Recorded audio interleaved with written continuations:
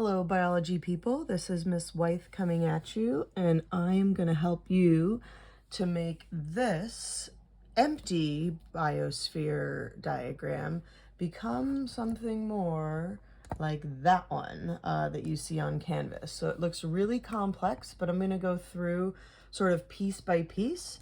And if you want, I might even do it like just do the biosphere things, layer it with just the atmosphere things on another paper, hydrosphere, geosphere, separate papers.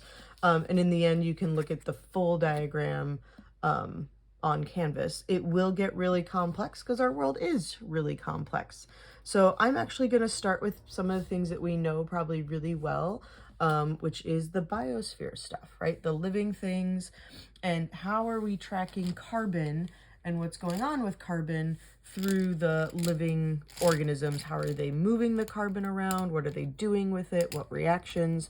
And we'll do it there. So let me get just my pens within reach. Hopefully you'll be able to see all my colors here. I'm going to make biosphere kind of a green color, and then any arrows that we're going to draw out of it will be maybe green, likely. If it's different, I don't know, I can't decide. But biosphere, I think of living things as being green. So at least all our plants. So I'm just going to kind of put it, these are like leaves and paws and tails, and I don't know, maybe those are ears or something. There we go.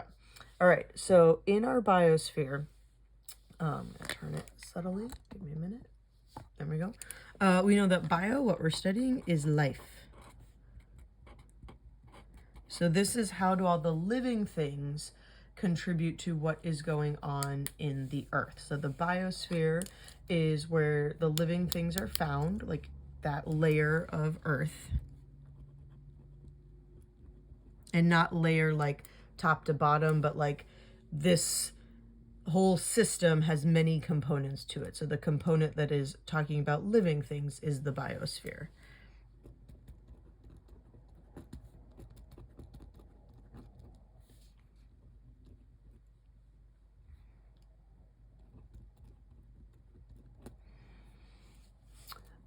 And this can be all the way from the deepest part of the ocean to up in the sky like birds. So anywhere you're going to find living organisms, you can examine the biosphere portion of our planet. This can be from tiny, like bacteria, to huge, like a whale, right? Basically anything that is going to be made out of cells, that it's alive, we're talking about it. And the reactions that these living things are doing are going to be cellular respiration,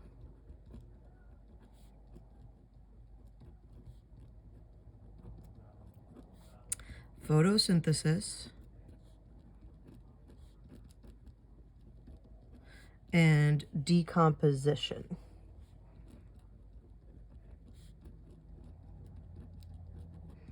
Okay. Growing, obviously, of course, was part of that, but that's sort of like carbon moving within the biosphere. It's like a living organism eats something else, and then it's now still part of a living organism. But when we're talking about cellular respiration, that's going to be interaction between the living things and the atmosphere. Photosynthesis, same thing, living things, atmosphere, even the water, hydrosphere. And decomposition is going to start to get into the atmosphere, the hydrosphere, and eventually geosphere as well. So let's sort of track some of these things. Okay, so we have carbon in the tree. Draw some carbons here. And how we got that is that the plant is doing photosynthesis. So I'm going to get my green for photosynthesis, and I see arrows. I'm trying to track what I did from last year. Well, we know that water needs to come in. So actually I'm going to take blue for water, and I'm going to zoom out here. From the hydrosphere, I don't really want to go across the planet. I can, but I'm going to draw arrows around. So for photosynthesis, we know we need water. So I'm going to draw a water arrow this way, coming into the plant, and I'm going to kind of give it directionality like that, so you can see the way it's going. So water comes in, and also CO2 from the air. So I'm trying to find my arrow where I put it last year. But the atmosphere is going to offer that carbon, right? The carbon dioxide. So I'm just going to write CO2, and I'm choosing green because I'm focusing on photosynthesis. And then I'm going to have an arrow come also into the tree. Right, and give it directionality. And then I'll go ahead and put H2O for what that star was. But water is always just going to be the H2O. Okay, so they're coming into the tree. Tree's going to do photosynthesis and give off oxygen. And I'm just going to keep it green, but I'm going to change the green. It's going to give back O2 and some directionality to the arrow.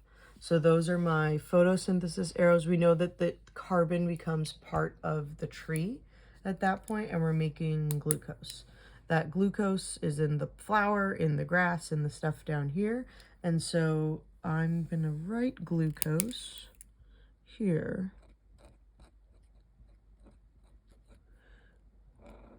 Right, tree or plant, same thing. And it gets eaten by cow. And now the carbon can be in the cow. Cow can grow, cow can make itself bigger. Cow eventually will die, but we'll cover that in just a second. The cow doing cellular respiration. I don't really have a color that I picked for that. I don't know, feeling orangey?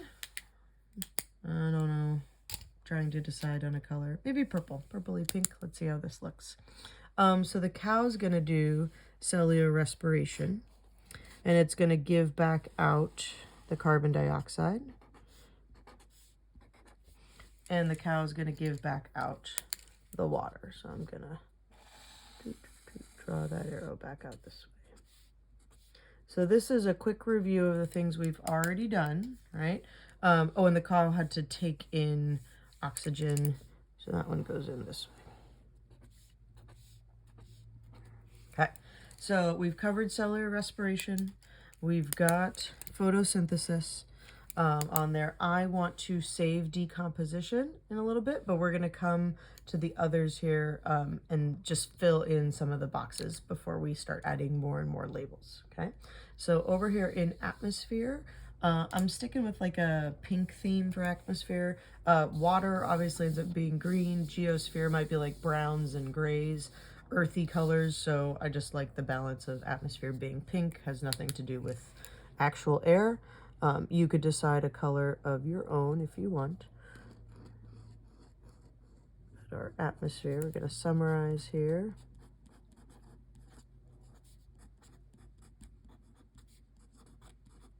Okay, tilt my page for left-handedness. Give me a minute. We'll zoom in here. Atmo actually means air, just like bio is life. So we're talking about the atmosphere. It's the layer of our planet or the sphere that is all about the gases surrounding the Earth.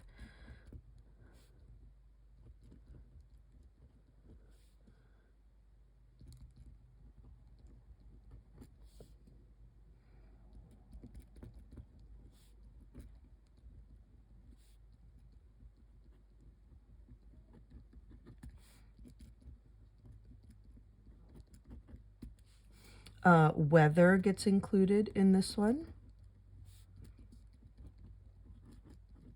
So you can see we have a tornado, winds that move our weather and our clouds around, even though the clouds can be related to the rain and the hydrosphere that we have going on. The atmosphere and the movement of all those gases is what we're talking about here. So our atmosphere is actually made of mostly nitrogen,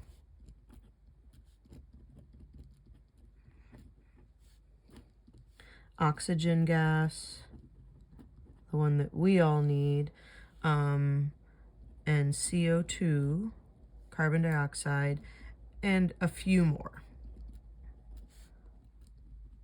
Very low numbers on those few more, like less than 1%, but mainly our atmosphere is about like 70% nitrogen, 20% or so of oxygen, this variable like 2% carbon dioxide, and then a bunch of other ones that we don't really need to worry about fill in the rest. So any process that is releasing gas gets connected to the atmosphere.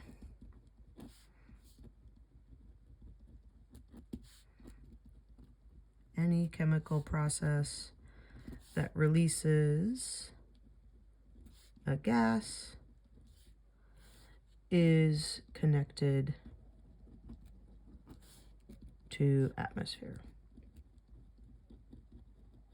All right, so far we've got cellular respiration, photosynthesis, how they're interacting with the give and the take of the CO2 and the oxygen. They are connected to the atmosphere. Okay. I'm going to connect the atmosphere now down to the hydrosphere. So I'm using these kind of like rain clouds and things like that. There can be dissolved oxygen. I'm going to draw it with a gray. Oxygen and CO2, right? So you may have heard of dissolved oxygen. It's a gas, but when it interacts near water vapor in the air, it can get dissolved in. The gases near the surface of like a river, lake, ocean, they can dissolve in to the liquid of the water, right? So if you have gases in the air, you also have those in the water. So I'm going to include those as like a rotation here. Draw an arrow this way and then into the hydrosphere and then back up into the air. Okay, this is rain. I'm gonna get a nice pretty blue here. So rain cycle, this is the precipitation.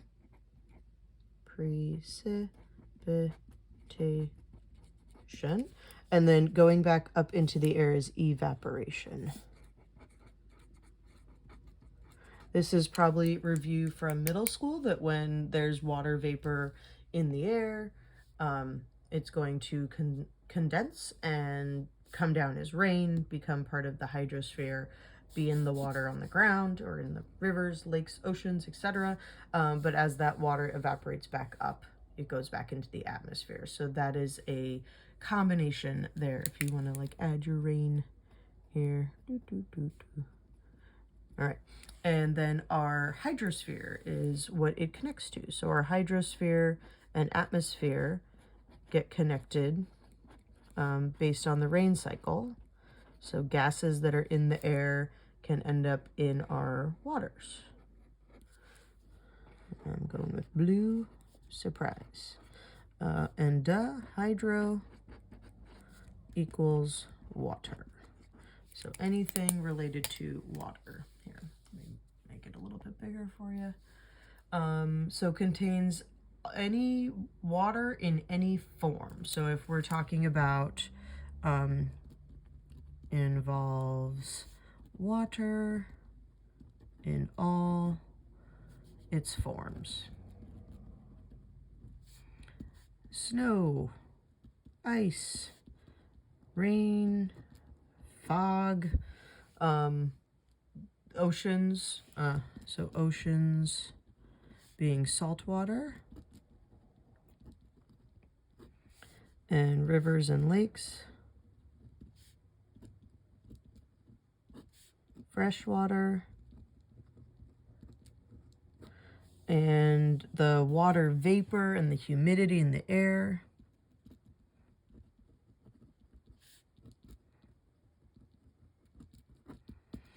and even groundwater.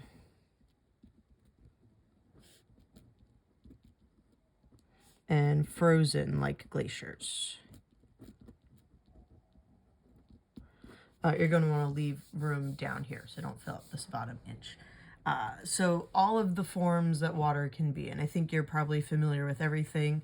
Groundwater is not just things like wells, but when it rains, the water penetrates the soil and is stored in the ground. Some of it can even go very deep and travel that way, but it ends up being a resource for those plants. So if you want to go follow that blue line that you got there, that groundwater can be the water that ends up in plants, right? The plants aren't getting their water from frozen glaciers. That's just solid ice. A connection between hydrosphere and biosphere, once again, is that the algae, so I don't know, choose something green. There's a bunch of algae that lives in our waters. They are photosynthetic plants that are microscopic, right? So algae do photosynthesis.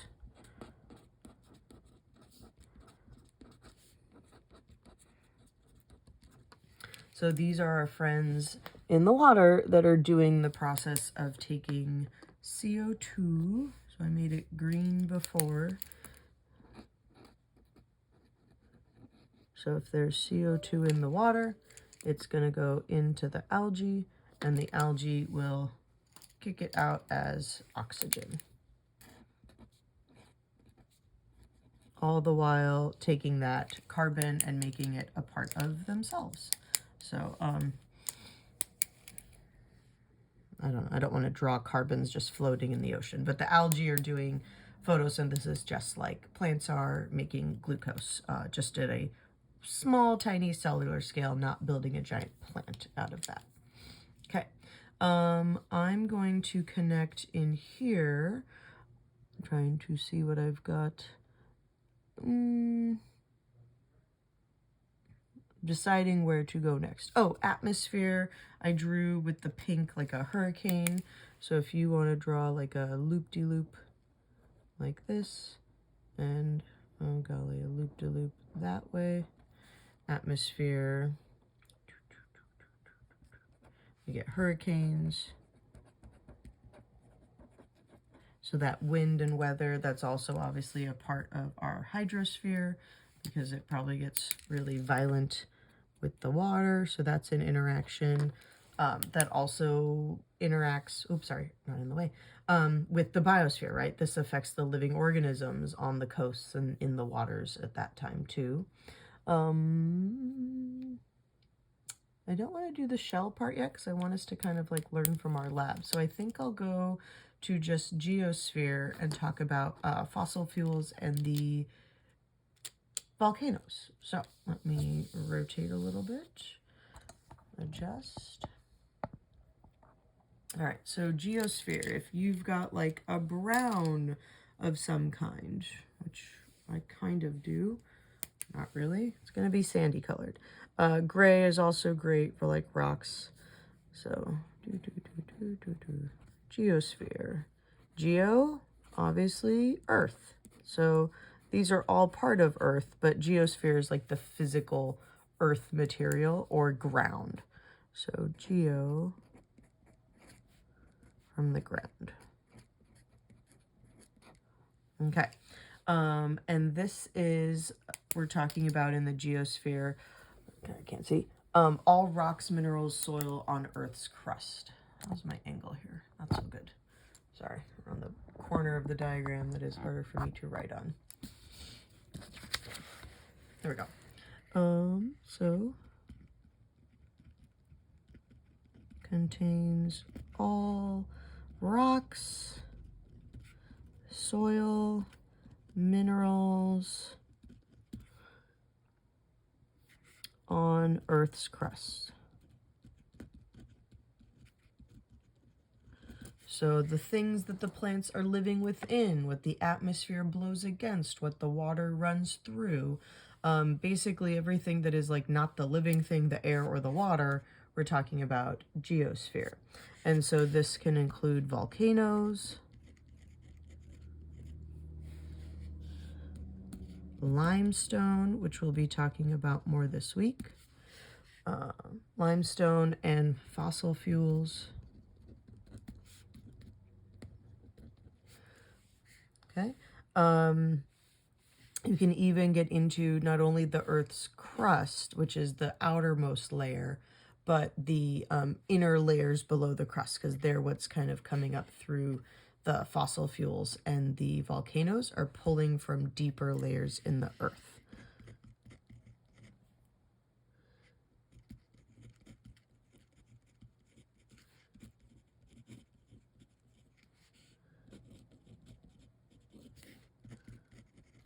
The crust. So that is the mantle and the core. So we can really get some interaction between like internal layers of our planet and what is happening on the top. So what we've got here is a volcano having an eruption. This does not happen often. It does happen more in our area of the world than other areas of the world. But when a volcano erupts, it actually is going to kick off carbon dioxide. It's not a major contributor, but that carbon dioxide then goes into the atmosphere, right? So I drew an arrow over to atmosphere. So volcanic eruptions are one way that carbon dioxide can enter the atmosphere. Before we had any fossil fuel burning, cars, factories, etc., just the interaction of our volcanic eruptions to the atmosphere had a balance of like, this is how carbon that is trapped in the ground, in the mantle, and in the core ends up coming back into the atmosphere. That carbon dioxide can go into plants, right, as they're using it for photosynthesis. So that was a natural occurrence long ago. If you want to make your volcano have like lava, go for it. All right, actively, I think Iceland is having some lava recently. So, but we learned the other day that burning carbon-based things in combustion reactions, like burning ethanol in our car gasoline, if we're burning coal and oil, these are just other carbon-based molecules. This is the combustion reaction that's burning fossil fuels. So I'm going to use bright, oh, I already used my pink. How about this one? So this is combustion. Okay, so combustion is releasing CO2, right? And that will send it into the atmosphere. So I've drawn an arrow out that way. And that's combustion of coal, oil. These are our fossil fuels. Okay, so I'm going to draw an arrow up of those to burn them. That is, fossil fuels are stored carbon of dead things from like the age of the dinosaurs. Like literally they are fossils liquefied in oil form or solidified in coal form. All of their carbon of dead things got stuck in this sludge that we are now pulling up, and we're like, hey, we can burn it and run our factories and run our cars on it. But that is an uptick of the amount of carbon dioxide that we're leaving off. When it's in the ground, it's stuck carbon in the ground, right? It's not reaching the atmosphere, not a problem, but now we're putting it up into the air. Problem, right? This is naturally happening. The thing with the shells is naturally happening, but this is the new addition from humans. The other thing here that we have is limestone. I feel like that's probably too light with this one.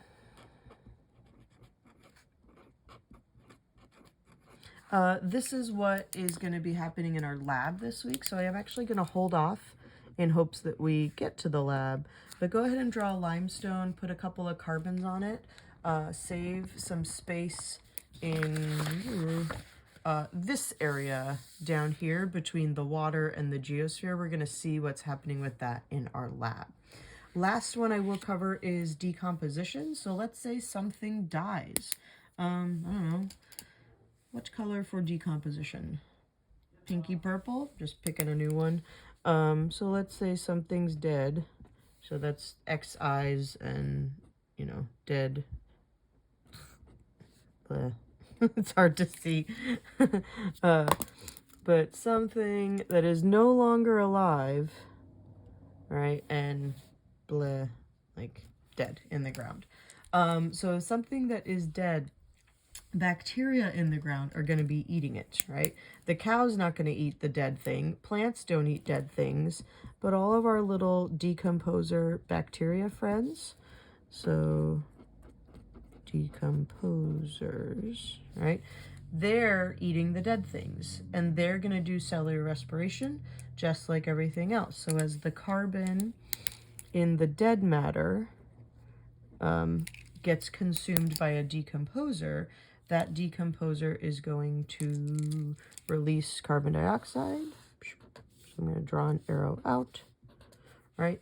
So the dead thing's carbons actually can end up back in the carbon dioxide. The only way we're taking carbon dioxide out of the air is by plants doing photosynthesis.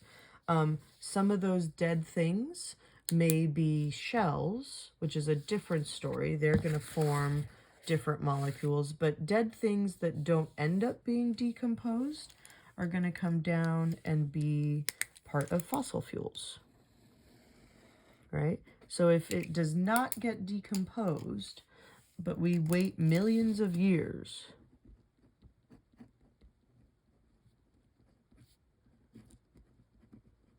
right? So I have that on the side here. So dead dinosaurs, dead swamp matter from the time of the dinosaurs. Long ago, things maybe didn't all get decomposed as rapidly. They get covered with sludge and layers. That's what is our fossil fuels. So it's not yet burned up stuff or eaten by a decomposer, but it has been like solidified down as fossil fuel, oil, coal, crude oil is what it more looks like. But that's down in the earth, right? Untouched. So I think that's what I want to cover for now.